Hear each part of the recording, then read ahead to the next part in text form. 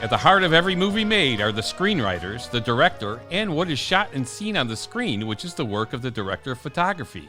Today, we have with us the director of photography for Quantum of Solace, Roberto Schaefer.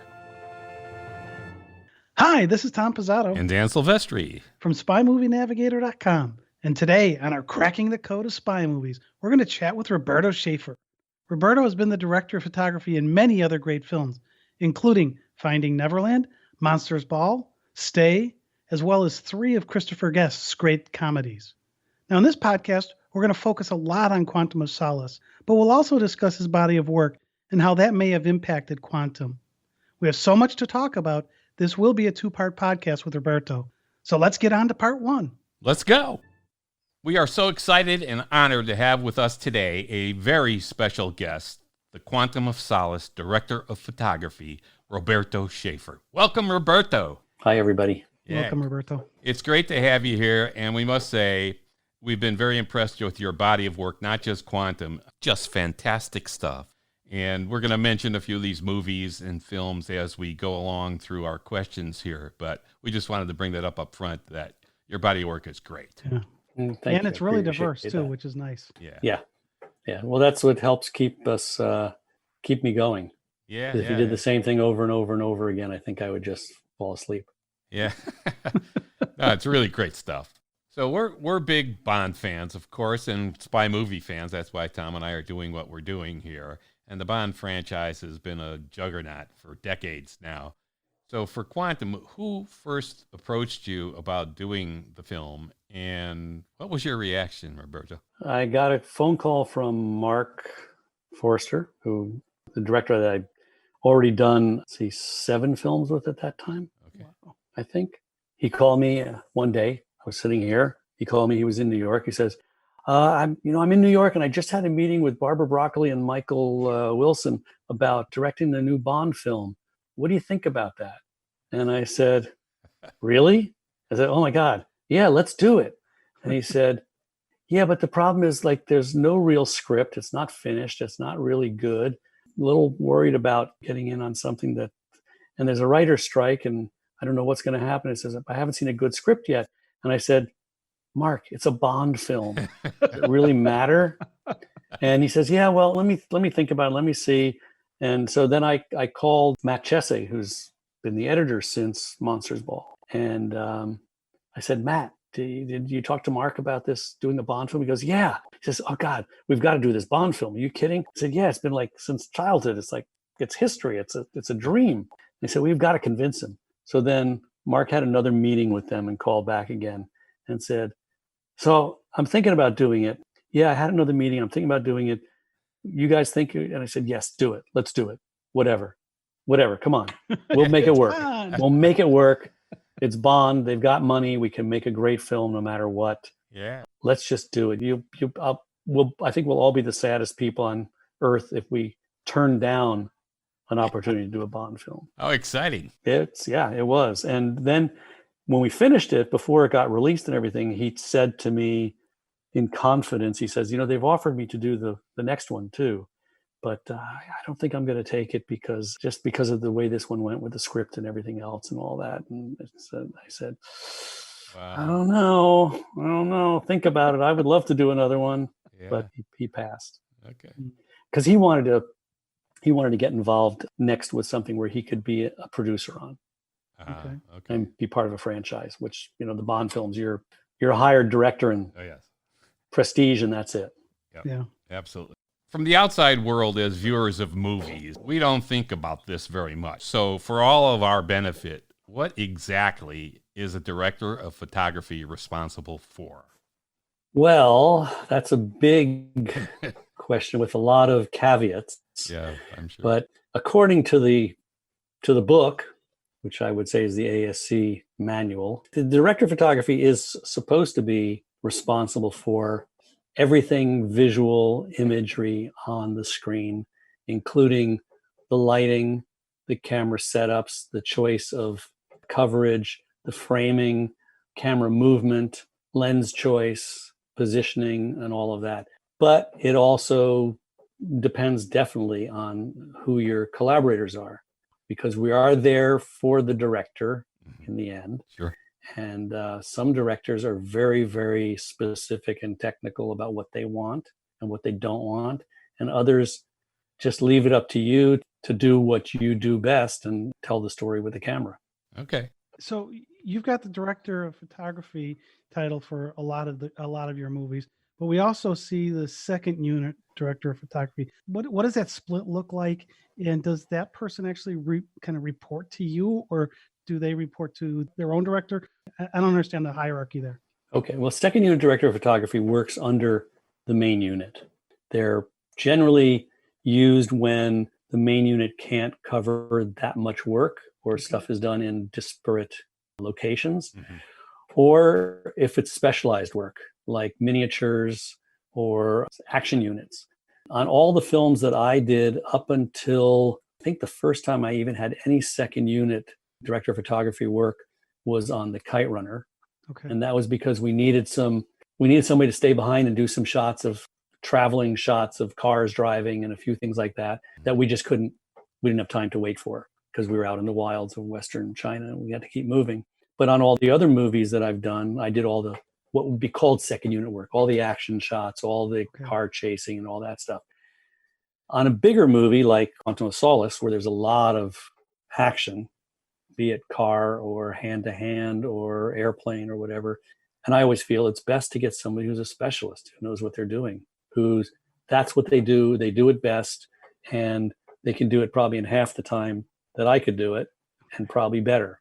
So in pre-production or when they're hired, you have a meeting with them and you go over the scenes that they're going to shoot and what they're going to shoot. They look at the stuff that you've shot, or that you talk about the stuff you're going to shoot that goes together with the scenes that are either intercut or cut after or before, or just to get the basic look.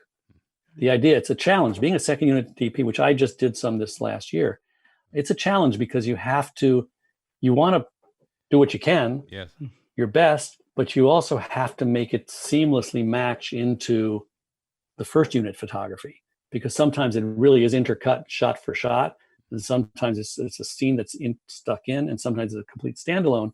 But you really, if it stands out separate, then it's kind of really a mistake.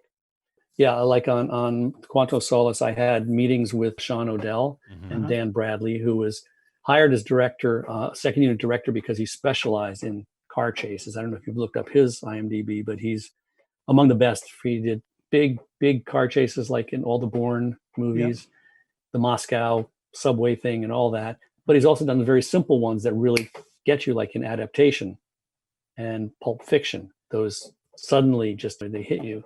So we had long discussions, and Dan and Mark and I sat down for a few days in my guest house before going to England and talked about that opening scene that Dan was going to do the directing on. And then when we got to England, we hired Sean O'Dell. We interviewed a few people. We had to hire local. That was part of the Bond edict, is you have to hire British. Couldn't bring anybody with us, so they let us bring Dan. Scene, so it's an amazing scene. He did a great job. We did pre-visit a bit. We did, talk about how it should be done. Talked with Dan about some camera angles and some things to make the car look for mysterious stuff at the very beginning of it. But in the end, you got to give in to let them do what they do best. And Dan knows what he's doing. And he was able to make it match well enough that all the interior shots of Daniel in the car driving, the close-ups, were all done back on Pinewood on green screen or blue screen. So it matched beautifully, done really well. They did all the plates they needed. Then other second unit stuff, like on Quantum, Panama or Haiti boat chase scene. Simon Crane was the director on that. All right.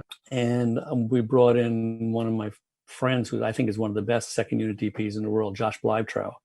Brought him to shoot it, and we discussed, and we were there at the same time. So we were both in Panama, in Cologne, shooting. We were shooting dialogue scenes and other action scenes while they were off to shoot the boat.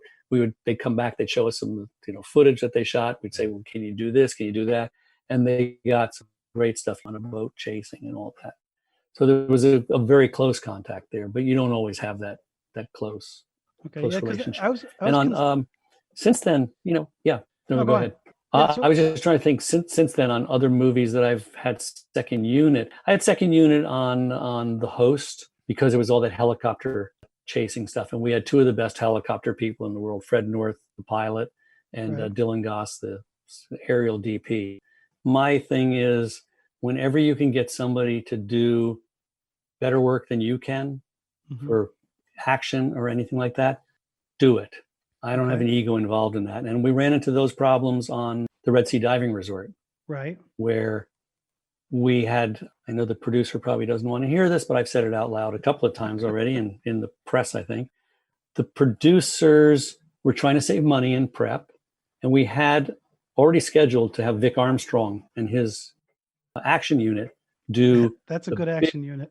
He's a good action unit. Yeah. I mean, I don't know if you've seen the Red Sea Diving Resort. Yeah, I did. Yeah, you know the chase scene towards the end with the airplane that goes over and all that. Okay, all that stuff was supposed to be done by Vic Armstrong, and some of the other action stuff. Well, they decided to save $225,000 by taking his unit out of the show. Oh. So they just cut that out of the, and now we had an extra $225,000. But they weren't changing the schedule. Oh, man. They weren't changing anything. So now it was up to us, first unit, to shoot all that in the same amount of time. And I kept saying to them, wow, we're not a action unit. And I had some very challenging camera crew operators that were not really action guys. And there's some real specialized stuff that you do when you're doing action, and a director who knows what they're doing. Well, Gideon, as wonderful a director as he is, and he knew shots that he wanted, he's still thinking more. We're spending our time doing more about the drama and all of that, and trying to squeeze this into a schedule that was absurd. So the South African production company producer, who had been an AD in his past and always wanted to be a director, decided he was going to direct the second unit. And let me just tell you that the action in that scene and the action in the movie is kind of blah. Okay. It's not really exciting. It's not done as well as it should have been done. And they went out 3 or 4 times over and over again. Once or twice because of fog, they couldn't shoot too much. But Gideon asked for specific shots, and they would come back and he goes, well, where is that shot? And they go, oh, well, we didn't really think that, it was not a, so second unit to me is you've got to have the best, and they've got to be on the same page as the first unit. And they can up the game, suggest, talk to them, let them know what you're doing, and do that. Igor Meglic is a great second unit DP. Simon Crane has been a great second unit director, as has Dan Bradley. I mean, to me, the best is, and I'm spacing on his name now, we originally were going to use him on Quantum, but he was being offered a movie to direct first unit by Ridley Scott. He usually chooses all the second unit for Ridley. He's, God, and I have a picture of us together at one of the festivals. He's a director cameraman. So he's amazing with second unit. He's the best in the world as far as I'm concerned. Wow. But he was going to do the Ridley movie. And then that fell apart. So we never got to do it. But we lost him. I suggested getting him in for second unit for the Red Sea Diving Resort. And they were hemming and hawing, and they just didn't want to spend the money. Yeah. And to me, it was a big mistake because they ended up cutting the movie as an action movie more than a human drama movie. Right. They cut so much of the human drama out because, long story, but the contract deal was that it had to deliver a 2-hour cut. Couldn't be over 2 hours, including titles. And the movie ran with all the proper scenes and the real human drama. It ran about 2 hours and 35 minutes, I think. Yeah. But they wouldn't accept it. So he had to cut 35 minutes out. Yeah. So they wanted to keep the action in. Yeah, that's too bad because that really is the human side of that story is really quite amazing when you look at all those refugees and what happened there. Yeah. And what happened and the internal thing between all the different members of the Mossad group, these agents who had their histories. So much of their histories were taken out, so much of the conflicts between them and all that. And it became I still like the movie. I think it's still a good movie, but it lost a lot of the spice and the tendons and all the stuff that really makes something that you really just want to keep watching and everything. Okay. Yeah, that's too bad. Yeah. Now, let me actually kind of shift back a little bit to Quantum here because we're talking about the different roles. And one role we really haven't talked much about is the camera operator. Yes. So in Quantum, I know in other movies you've done some operating. Did you do any operating in Quantum? Yeah, on Quantum, I did basically C camera whenever there was a third camera needed, because there was so much to deal with, and I had, I was watching monitors for the first two cameras.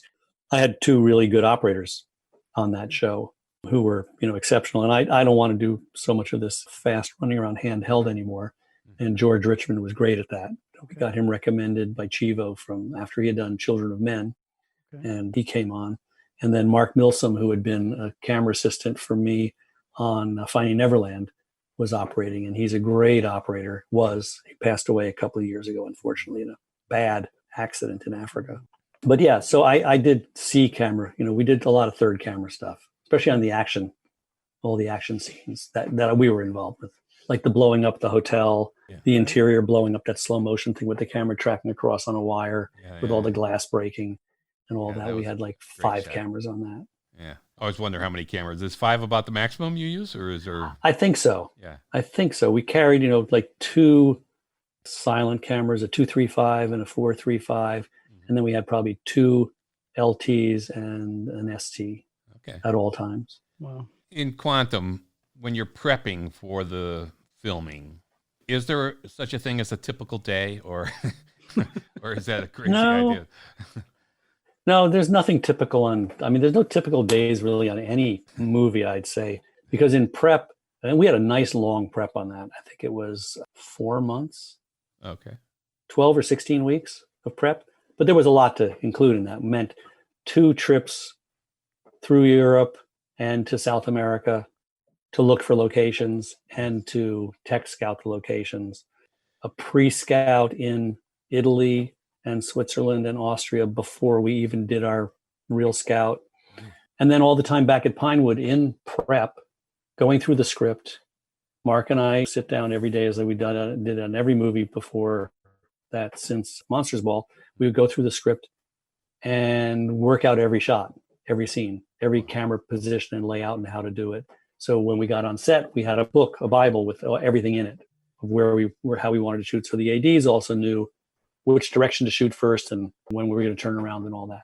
Yeah. So we spent every day doing that for months. And we also had then, you get all these meetings in between. There's a meeting with the costume designer. There's a meeting with the VFX people. There's a meeting with the special effects people. There's a meeting with the props guy. There's a meeting with the set decorator. There's a meeting with you name it. Right. That Mark had his meetings. I had my meetings, and we had our meetings together.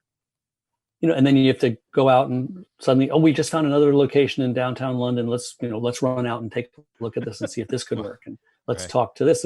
And he had casting in between too. And so there's a lot. Every day is a new adventure. More like thriving on chaos. Yeah. So during prep, during these times, you're going, like sometimes I'm sitting in my office going over things and going, I feel like I could probably be doing something else, but there's really nothing to do. I'm wasting a lot of time, and I've got all this extra time. Why are we spending so much time in prep? We should be shooting already. You want to start shooting. And then as soon as the first time, a week before shoot, and then it's, oh my God, are we shooting already? And then you start shooting, and you can't slow down. There is a freight train on your back with 1,000 people moving fast. Wow. And you got to just keep up with it, and you can't slow down, and you can't doing all that good hesitate. Doing all that good prep work makes it easier, I would assume. Yes, it makes it doable. Yeah. Okay. Yeah. Now, is that fairly common that there's that much prep done before shooting? No. Or is that just the Bond way, if you will? That is the Bond and the budget way. Okay. If you have a big budget, I think our budget was $225, then you have budgeted time to prep, and that you have like 12 locations around the world, and we were in 7 different countries and 2-3 different units, that you have a lot of stuff to deal with, and all the car people, the construction people, and all that stuff, all the special stuff that has to be built. So, but no, normal movies, again, it's totally dependent, I think, on budget. And I usually give extra days or weeks of free prep because they say, okay, we're going to bring you on 2 weeks before shoot. And I go, well, wait a second, that's not, I need more time than that to prep. I need to see locations before. You're going to choose everything, and then you're going to call me and say, okay, shoot this place. I'm going to say, well, this place doesn't work because the direction or this or that. Let's be real about it. If it's money is the reason, I will come in and do it on my own time, because it's it's going you to be need to better. do the job I can. Yeah, yeah. So it's always, I'd say it's budget dependent. It goes anywhere from 2 weeks to 6 weeks, I think, or 8 weeks. 5-6 weeks is kind of a normal these days. Although we'll see what happens with the new reel, Yeah. the new Right. reality. Right. Yeah, that's Yeah. true with the whole pandemic stuff. It's going to be really interesting to see how things change. Yeah, because I don't know if you've read any of the protocol propositions for how to shoot, but they're No. a little. I think most of them are untenable to do anything bigger than like a $200,000 5-person movie. It's so much that has to be dealt with at this point until there's a vaccine. Right. Yeah, absolutely. It's a different world all of a sudden. It is. Yeah. There's no time to die. Exactly. Yeah. So you mentioned all the prep work and how that helps when you get to the actual on-set filming and so on. And that you said it's more like a freight train or whatever. We're going to ask what that kind of day looks like, but you're saying that's really full bore. Yeah, it's and for me it's like it is on every movie. And I know I've talked to other DPs, and everybody says it's the same to them. The first day you get on set, you're like, do I really know what I'm doing? Am I capable of doing this? Have I ever done this before? It's like starting over again, all over again. And then you start going and you get the first half of the day going, you go, oh yeah, this is what it's all about. This is how it says. Sometimes they throw you into the first day as like a really heavy, big scene. And you go like, first, hopefully your AD is smart enough to say, this isn't the best way to start off the movie. The first day with especially a new crew. Yes. These are people I'd never worked with before, except for Mark and the first AD and the visual effects person. And on most movies these days, because you go to different states or wherever, you can't bring your own crew. You're with new people. So it's starting off, that first day is always a lot of freak out, but you keep it to yourself. And you keep up with things. And fortunately, one thing I really liked on Quantum, and it happened also on Finding Neverland, but it was less enjoyable on that one, was that the British crews don't work more than a 10-hour working day. 10-hour shoot, 1 hour lunch. And it's not that they have a strong union. They just say, 5 o'clock, we're going to the pub. We tried that on Finding Neverland. We had to complete a scene. And the AD says, well, we're going to wrap now. And Mark and I were both looking at each other and says, we have 2 setups to do on this scene. We're already here. Everything's all set. Can't we just, no, the boys are ready to go. Couldn't fight with them. In the end, I really appreciate a short day. A 10-hour shoot day makes a lot of sense because you have a life. Yeah. Even if you're on location, you can get back to the hotel. You can actually have a real dinner and you can get sleep and you're refreshed for the next day. When we do these 14, 16-hour days, it's relentless, and especially when you get into 6-day weeks, which we ended up doing on Quantum, almost all 6-day weeks, because we had a squeezed schedule because of the proposed actors strike that was supposed to happen June 1st. Even though we were already in the Writers Guild strike, and then the actors strike was supposed to happen. Yeah, it's a crazy industry. Yeah, it is. It is. Now, we've talked about some of this that you've worked on, the other parts of your body of work that you've done. We've mentioned a few of these movies. We mentioned Monsters Ball, Finding Neverland, Kite Runner, Rattlesnake, Host. There's a bunch of them in here. Yeah. And then you've got Stay, which is a totally different movie, which I would imagine was pretty fun for you as a cinematographer to work on. So is there anything in your background that we haven't kind of mentioned that you want to highlight before we dive further into Quantum? Well, background, I mean, I started off doing news, world news, European feature news, and documentaries. Right. Okay. Back in, after I got out of art school and decided that I couldn't make a living making art films. Okay.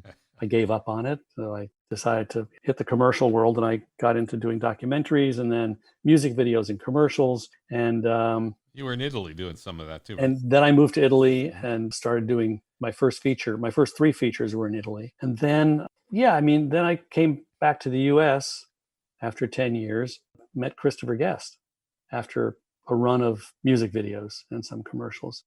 And so I did 3 movies with Christopher between 95 and 2005.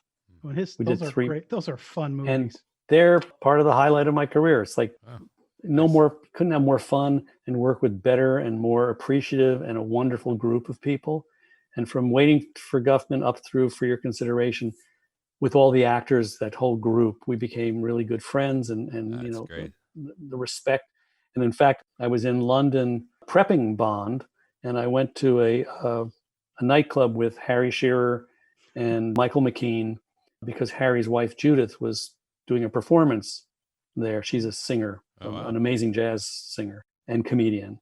So she was doing a performance, and Harry was going to stand in and play some bass with her for that performance. So we're there, and I remember sitting at the table with Michael and Harry, and Michael just looked at me and he says, "So now that you're Mr. 007 doing this Bond movie, does that mean we're never going to get to work? You're too big to work with us again?" And I said, "Absolutely not. I would love to do another movie with Chris." And of course, after that, it didn't. Yeah. We didn't do another one, but I might be doing something with Harry coming up. Okay. I mean, some of those were some of the most fun times of my life. Yeah. And in fact, during this lockdown at home, we've been watching movies at night and doing some double features. And the other night we watched Best in Show, which I hadn't seen in quite a while. There you go. And yeah, And so that was a unfortunately- great experience. So that was a lot of fun. We just lost Fred Willard just really recently. Yes, I know. It was terrible. Yeah, talking to Harry and to Jennifer Coolidge about that. It's a real shame. So when you were working on Quantum, how were the Ian production folks, the crew and everything to work for?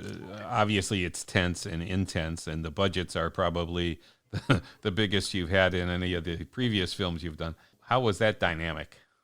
They were among the most supportive producers I've ever worked with. Wow. Great. Barbara and Michael were, I mean, they're totally about It's great to hear. making it the best it can be in the Bond world. Yeah, like Cubby They said. don't want, Put it on the screen. yes, put it on the screen and make it in our mold.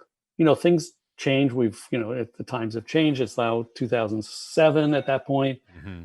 So there's things that have changed. It's not as misogynistic as it had been. Right. But they were all about giving us what we needed to do the right thing, to put on the screen what we had said we wanted to do. They were always supportive behind us. The only thing that I ever got a pushback on was in prep at the very beginning. I suggested that we shoot the whole movie in 65 millimeter, 70 millimeter. And they said, "Well, show us, what would it be like? Prove it." So, and I didn't have the time or the wherewithal to shoot something original. So I leaned on a friend of mine who was, and this in retrospect was a big mistake. He had a film that had been put together called As Good as It Gets. Okay. And it was basically a comparison between 65 millimeter and 35 millimeter. And so we went over to Sony and we got the print. We projected it on the screen there, and it was a real disappointment. And as I'm watching, I'm going, this is really not convincing anybody of anything. And we got out of there, and they said, "Well, we're going to talk about it, but honestly, we don't think that there's really that much of a difference what we saw on the screen to make it worth spending the extra $2.5 million." And I said, "I can't argue with it." It's like I couldn't. But they were extremely supportive, and it's as so much as that they let me do some testing with, at the time, the Red 1 camera. I contacted Jim Gennard, and he flew over to London in his private jet with his guy Jared, and they brought over a couple of Red 1 cameras, which were brand new at the time, before the Mysterium X sensor. And we spent 3-4 days at Pinewood and in London shooting scenes on 35 and on the Red 1, shooting some tests, some rigs and car stuff. And I thought of using it for some special shots, not for the whole movie by any means. Uh-huh. And we did the testing, and they let us do it all. They let us present it. And some of the stuff I said, I would really like to use this camera for a few things because of some of the effects that I got out of it, the possibilities. And they were fine with it, but Sony said no. Yeah. It was at a point where Sony said, absolutely not, no red cameras on our movie. Oh, wow. And then finally they said, yes, you can use it, but they can't have any images of it, no talk in the press, and no screen credits for red. And Jim said to me at that point, he says, well, what good is it for us then to do it? So, Yeah. So, but no, they were totally totally the whole production crew, Mhm. the PAs, the office, well, everybody in the back room and behind it were all completely wonderful and supportive. That's great. So was it digital or was it film? It was film. All It was film. all 35. No Yeah. blend, nothing. It was all 35. Okay. Nothing digital. No, well, yes. The only digital was we had to do plates for the paleo sequence Okay. because we went to the paleo. They had been to the paleo. Barbara and Michael had gone to the paleo the year before Okay. and saw it Yes. and decided this had to be part of the next movie. It is fabulous. It is. So that was a no-brainer. That had to be in the movie. So in June, we went on a 14-day bus and plane tour around Italy looking for locations. Yeah. Because the script was unfinished. Yes. So we drove around. This is my favorite story of the whole movie. Actually, the best time of the whole movie was this 14-day trip. It was a luxury vacation in a luxury bus and luxury hotels with amazing meals. The location manager was a guy that I'd worked with in Venice as a company there doing locations. Guido Cerasuolo has a company called Mestre Cinema.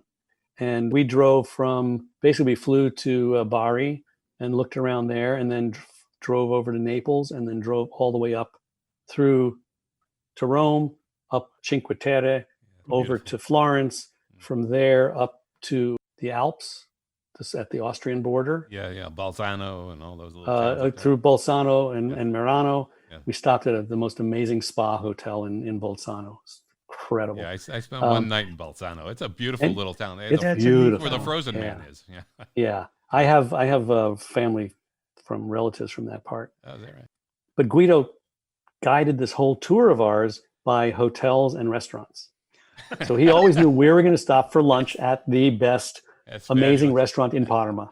It was phenomenal and incredible hotels, spectacular hotels. And then we got up to, Stelvio Pass, and we found the Stelvio Pass, which we scouted it. We said, this is great. We can do a car chase here. It'd be amazing. And then we found out at the end that it's only open for 2 weeks in June. And the rest of the time, basically, there's snow there. So we couldn't use it, couldn't plan on it. And then we went from there into Austria. We went to Switzerland and we looked at an underground cave with a lake. As we knew it was going to be too small to actually use in the movie, but we did it to see what it was really like and to take pictures and to get production designer to get ideas of what he could recreate. And then from there, we went to Austria to see the Tosca performance because they were going to keep it. It runs for 2 years. And they decided that would be a good thing to put into the script. That was beautiful. So we watched the performance before we got there to prep it with the director and the lighting designer and all. That was a great scene. That was a great scene. And they copied it. Boy, did they copy it. In what movie did I just see? There's a recent espionage spy chase thing where they did a scene in an outdoor opera. Very much like it. I can't remember what it was. Maybe that bad Michael Bay movie, Six Underground. Something I saw in the last 6 months. I go, well, this reminds me too much of the Tosca scene. Yeah. Too much. Well, this is one of the things Dan and I actually do in our podcast is we try to find where are these scenes that influenced other scenes. Mm-hmm. So like that vault scene in Mission Impossible coming almost exactly, modernized, but right out of Top Copy. Right? And it's like, wow. Right. So we do. Well, they say borrow from the best. Exactly. Yeah. That's fabulous. That sounds like a great trip, obviously. Oh, it was spectacular. Italy is beautiful, and how could you go wrong eating and drinking in Italy? Yeah, I'm jealous. I want that now. I do too. I want to go back to that same trip. It was originally I wasn't supposed to go on it. I was prepping another movie called, it was a small movie written by the guy who wrote Adaptation, the book. I forget what it's called now. It was about a guy who was a sex addict who works. The one with Fassbinder? No, Shame? No, not Shame. No, that's a brilliant movie. Yeah. Amazing movie. No, this was a much smaller movie with Clark Gregg starred in it and directed it. And it was he's like a sex addict who works at a 1700s restoration village kind of thing, like a smithy town. Okay. And I was prepping with him. And I remember he was here. We had some pre-pro meetings at my house and talking about it. And then I got this call from Mark about this trip to go to do this scout throughout Italy. It was going to be in the middle of June or leave in June. And I go, God, I can't do it because I'm working on this movie with Clark. He said, well, okay, we'll send McConkie, who is our operator, a Steadicam operator, who'd been done like the last 5, 6 movies with us. And I said, okay, yeah, he can check out everything and all that. And then one day I said, wait a second, I can't let McConkie have this vacation. This is too good to be true. I really need to do this, What and am I I don't want to thinking miss here? out on. Well, also, I don't want to miss out on choices that are being made for locations There you go. Right. way beforehand. It's just not right. And this movie with Clark, I said, you know what? I'm really sorry, but it's early enough. I'm going to back out. I'd only prepped with him, talked with him for 2 or 3 days. Yeah. So I backed out of it. I don't think he was thrilled, but I backed out and got on a plane and went to Italy. And in the end, McConkie couldn't have done the movie anyhow because they refused to have any American crew. Oh, that's right. Yeah. They could only have 2 Americans in the IA. It was all because of Hollywood post-60s. Oh. And they refused to shoot on American soil because they wouldn't have any IA operators. We did have IA crew in Panama, but once they're off the soil and was a separate section or something, it didn't trigger the Hollywood post-60s because they don't want to pay the residuals. Right. Yeah. So McConkie going on that wonderful trip would have been a real nice vacation for him, but then he couldn't have done the movie anyhow. Right. Yeah. I tried to bring him in, actually. At one point, I did try to have my operator fired. He was not paying attention to what I was asking him to do. He was trying to do his own thing, and he was very rude about it. And I went to the producers and I asked to have him fired in exchange. And they said, well, let's see, let's talk about it, let's see what we can do. And I said, and I want to bring in McConkie. And he said, no, you can't bring in an American. Sorry, no Americans. So, and then in the end, it all worked out, and George and I become friends again. And he's become a pretty big DP in his own right. He's done quite a few well-known movies, including that Elton John biopic. Right. And the Kingsman movies. Yeah. Yep. Well, we're talking about how one movie influences another and so on, and where these ideas all come from. In Finding Neverland, there's that brilliant ending of the film. Yeah. And there's several other monumental scenes in that film that are just spectacular. Roberto, when you came upon that idea for the ending, where James and Peter are sitting on the bench and then they become transparent and disappear, leaving just James' hat and cane. I mean, how did you come up with that? Or how did Yes, I did. That movie, actually, I had there's a lot of scenes in there that I came up with that Mark embraced, as he generally tends to. I don't get too many things rejected, and things that fit. Sometimes I say a crazy idea that doesn't fit, but there were 3 or 4 things in there that really fit. So we were shooting that scene on the bench, and Mark and I were talking, and as the thing, when the dialogue ends and all, I said, hey, Mark, why don't we just lock off the camera, take them out, keep the camera rolling then, and then you can have them dissolve just to the bench and then have the credits roll. And he just went, oh my God, you found my ending for the movie. It's brilliant. Oh my God. But I don't want the camera just to be locked off. I want it to be more dynamic than that. So I want it to be, we do the dolly back and we don't stop, but in the dolly, they disappear in the move. And I said, okay. And the VFX guy was there with us. He said, well, it's going to have to be a motion control shot, because otherwise, even if you do a perfect timing and everything, 24 frames a second, you're going to be slightly off. You can be a half a frame off or something like that, no matter how good your dolly grip is and all that. So we had a company there, and they brought out a sled, very simple motion control thing. All it really was a sled and a camera tilt and pan. And it jammed. It malfunctioned. And so we said, I guess let's just do and Mark said, no, we got to do it the right way. And they said, okay, well, we can come back, I think tomorrow. We'll come back tomorrow and shoot it. Came back the next day and reshot with the move and the disappearing and the whole thing. And it was worth it. It's gorgeous. It. Yeah. It is. It works really, really well. Yeah. So that wasn't going to be the end. You found the end for him. Well, that was the last thing that was written. Yes. There on the bench, and console himself. He consoles the kid, and and it could have just been that and a fade out. It could have been, a Truffaut in Iris into black, into that. But I said, wouldn't it be cool, because it's the spirit of what the story is. It's Neverland. It's like they've always been there and they're never there. You know, it's like they die, she dies, but she's not. You know, it's so who knows where they go. But leaving the hat and the cane is just a nice little. Perfect. It's a great touch. It really emblem. was. Yeah. So it has that concept, as you always are saying, you learn from things you're doing, obviously, into where you go next. Has that concept reappeared in one form or another in any of your other films? Offhand, I can't think of anything. But in Finding Neverland, things like, and I know you had written to me and asked about Barry and his wife go up the stairs and they go into separate bedrooms. And she goes into her room and he opens his. And it's the lawn with the trees and he goes out to fly the kites. That was my idea. I said, because they were going to two separate bedrooms and his bedroom was a closet, the way that house was built. It was a short closet, not a big one. And so I said, they're both going to go in and we'll cut. And I go, well, wouldn't it be nice? Because I was looking for transitions always. That's my next thing I want to ask you about.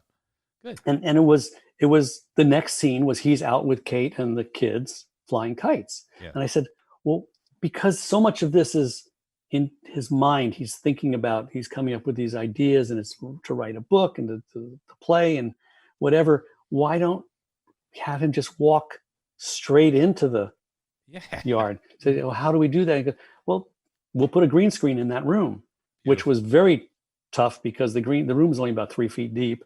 And we did a fabric green screen that came out and hit a wall and went around and all, but it was enough to pull a good mat.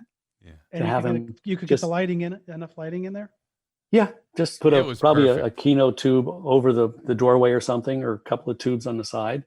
And VFX did, they probably had to do a rotoscope, but that was a gorgeous scene. So that's what we want to talk about next, because transitions in movies is one of the keys. That's one of the things we always look for, Tom and I, when we're watching movies, to see how one scene shifts into the next scene. And you really appreciate when that happens seamlessly and effectively. And we've looked at some of your other work besides Quantum and so on, like in Monsters Ball. The transition seems to be more direct, like boom, cut to another scene. For instance, like when Hank is talking to the black man when he's standing on the side of the road with his two sons, which wasn't a pleasant conversation. But the scene switches, bam, right to the guards at the state penitentiary testing out the electric chair. And there's many other transitions like that, and camera angles and different things. Letitia sleeping nude, shot from above, the shot of the guard on horseback. I love that, guarding the prisoner. That was actually a second unit shot. I forgot. That's a great shot. I had a really good cameraman down in New Orleans. I needed like 3 or 4 shots at the plantation because we didn't have time in Angola. We had 5 days there to shoot everything. Wow. And so I hired this guy, Francis, to shoot a few shots, and we told him what we needed. And he got some atmospherics. Yeah, that was beautiful. It was great, the way it was shot, just almost ground level, just above the foliage and so on. It's just perfect. And then Finding Neverland, we talked about a couple of the scenes already, about going into the room and transitioning to the park. One of the ones we love, though, the transitions, is when James is dancing with the dog in the park. And he tells the kids it's a bear, and it transitions back and forth to the circus setting with him dancing with a bear. I mean, that's just great stuff. And so that's another one of the transitions we love and that was always written into the script. Yeah. That he's talking about it, and then in the imagination, you see the circus and the bear. Beautifully done. So I wanted to go back to Stay again. That movie. Stay is all transitions. Yes. I'm sorry. Constant. Stay is all transitions. Yeah, and I would imagine as a cinematographer that was fun to figure out all the different camera angles and stuff you were going to use. That was talk about that with that. Stay like in Monsters Ball, which was all predetermined, all our shots and all our cuts from scene to scene, because that's one of the things that helps me with transitions is going through the script with Mark or any director and talking about it and knowing how we're going to shoot a scene and knowing what the next scene that we're cutting to is. And it doesn't always end up that way in the edit. Sometimes things get shifted around, but generally I've got to go with that as the blueprint for what the movie's going to be. So I try to plan shots that will transition into something, and especially it helps if you already know your new locations or the rooms or whatever you're going to be in, so you know something to transition to. I'm a little tired of the classic transition of, you go to the drink on the tray, close up, being carried around a room and then being brought into something, which is a very typical transition or a close up of an ashtray and the cigarette comes up and then you're in the next scene. I try to find things that are a little more dynamic or more interesting than just that, or even if it's just a visual frame that matches. Yes. That's not necessarily so transitional, but it's a visual match. Yeah. Stay, we plotted out the whole movie, of course. That had to be. It was so visual effects heavy, always planned to be. And so we knew where we had to do green screens and transitional things. And we knew that we wanted to have all these really cool transitions because that's the story. Right. The fact of Ewan and Naomi they're all Ryan's character. Yeah. It's just their great. faces that he sees when he's dying, and he builds this in his last moments. He builds this narrative. Yes. So we wanted to make this switch between them, like where you see the bus in the rain at night. He gets off before he goes to the dance studio. You see in the bus, and then the door opens, the reflection, and now it's Ryan coming out. Yes. Right. The morphing scenes are terrific.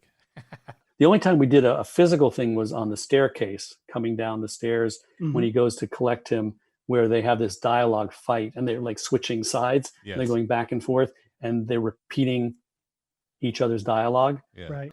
One thing we did and we shot it specifically in the beginning in Ewan's psychiatrist's office at school, shot them both from both sides, facing both directions. So you could intercut so they're looking at each other or both the exact same frame looking the same direction, as just a lead into throwing the viewer out, Right. throwing them off, because you're going, that's an unusual cut. You're looking at the person. How did you do that? Why would you? And do he's that? looking the same way, and he's got the same background, but it's a different person. And you're just changing the face in there, which normally you don't want to do.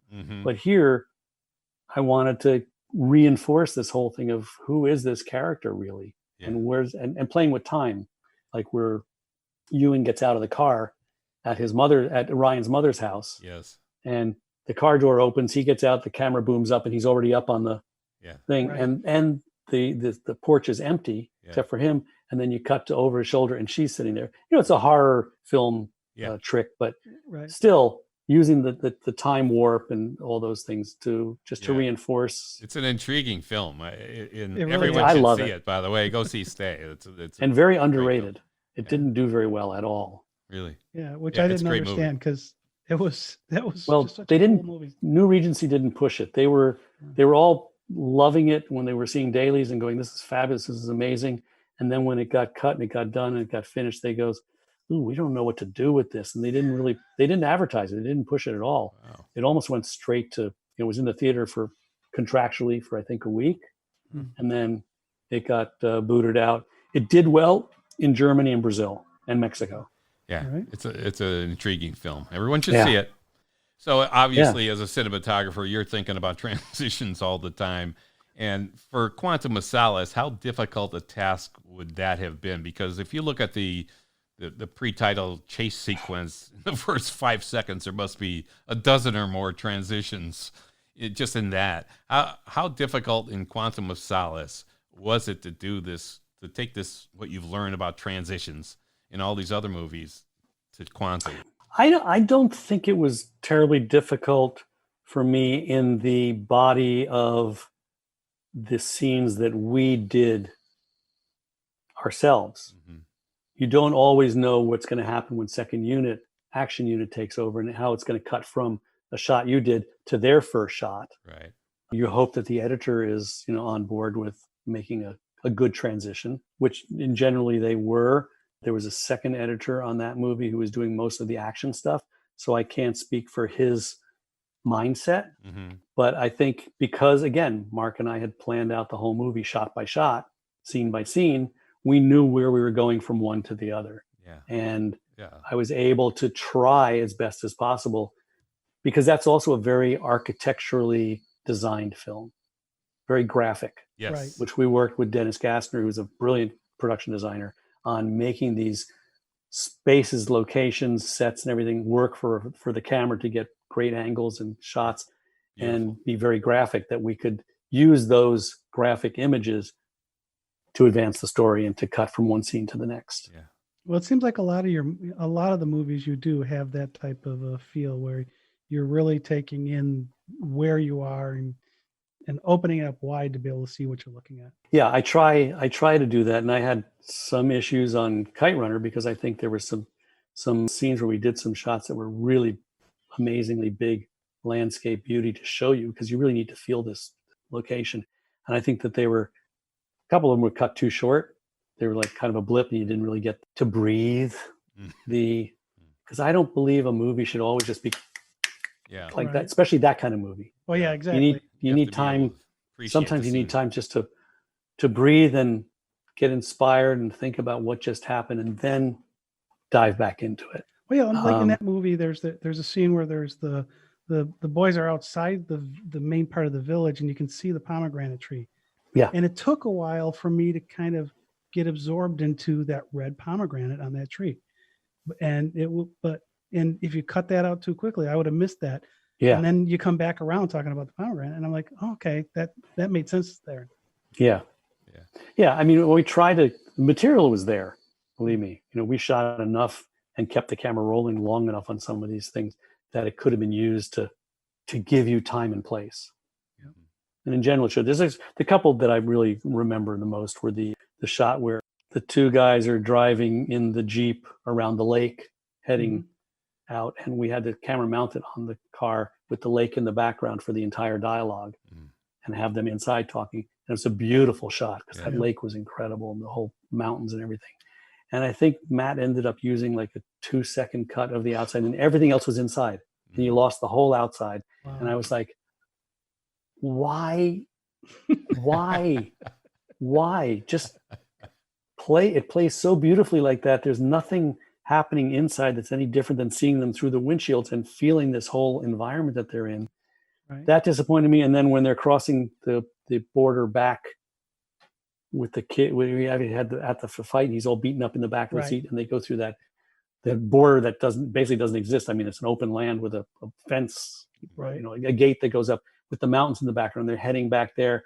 That he left that running for about 3 seconds instead of just letting the car drive off in the distance for a bit, just to feel that magnificence of the Hindu Kush and where that world was. So when you say that, then let's go back into Quantum and talk about the paleo scene for a minute, because that one, you're cutting between that action of what's going on outside with this interrogation, and it kind of cuts back and forth a little bit. And is that something that's done in terms of the pre-production stuff and the prep work, or is that, okay, here's what we've got, let's figure out how we're going to then edit it together? I think that was an editorial choice later on. I think we were always aware that you wanted to know something about what's going on, where this location is, what's going on outside this room, before you're thrust into it. So you have there's some anxiety in that this guy's escaping down through here, and you go, oh shit, there's that thing going on out there. Is he going to end up right in the middle of it or outside or whatever? So that was probably enhanced in the edit. But I was starting to say earlier about digital. I'll go back to that on the film. When we went to the Palio in June, saw what we needed to do, chose camera positions. They had already reserved a few box seats so we could put cameras in seats.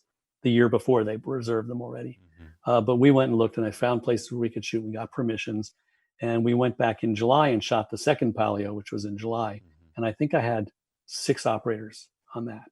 But we also knew that all that action stuff, the chase in the middle of the square, where it's not really a square, but where he comes up and out and is going to chase the guy across, could not be done during the real Palio. Right. There was no way.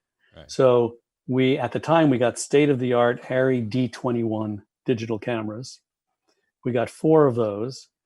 With visual effects guy, we chose 4 positions in the outskirts around the buildings of the whole Palio and shot overlapping plates of all of the stands and the action, the people in the background.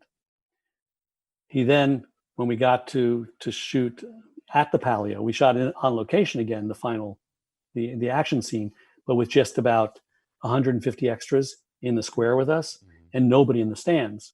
That we then used those plates to put into the stand, so it felt like it was actually happening there. And they did a great job. Yeah, they really did an amazing job. So that was digital background. And then the other digital thing we did was the skydiving, where they're holding each other. They got the one parachute and they're coming down.